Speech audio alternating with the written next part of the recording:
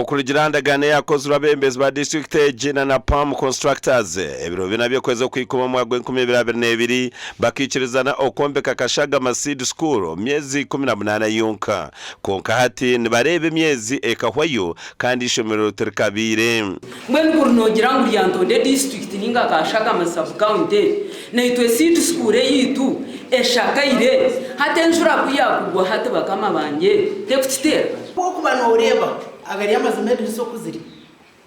nyino okubagitereho nagiboreka no nashangire nabagitaho nagiboreka ikagikoze sesomo tinguza kuyakana konkatene n'ugambo bije binagambye aba nibonje abajyangu n'enyombe kateri aha mutindo nko baragine ngo mbwenu bino kwatanasamo mu cyondoza kureba senteze zakora ogwazo cyo mucyaburo ya information ni nagize inye yashoboya how far we are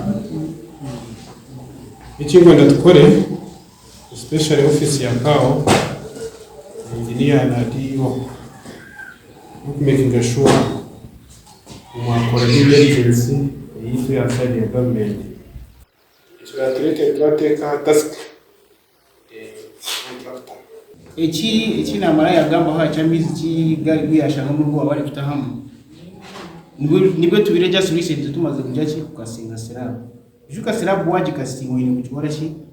oine kubichwali ngo mamizi yese ivura heka kwa mizi yajya ki yagatamu but amizi kagaga bigagize ki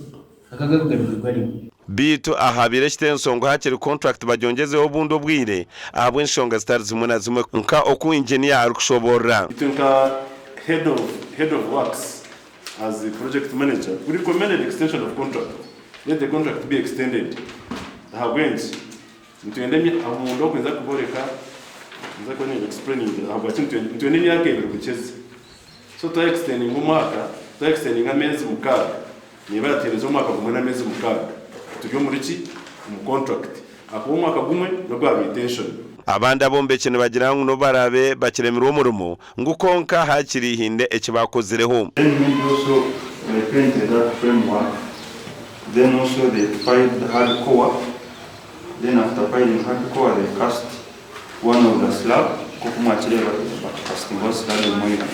Ensharamu erukushembaye neza kubaho ibiro 30 byo kwezo ku gasha kwa Sunday William.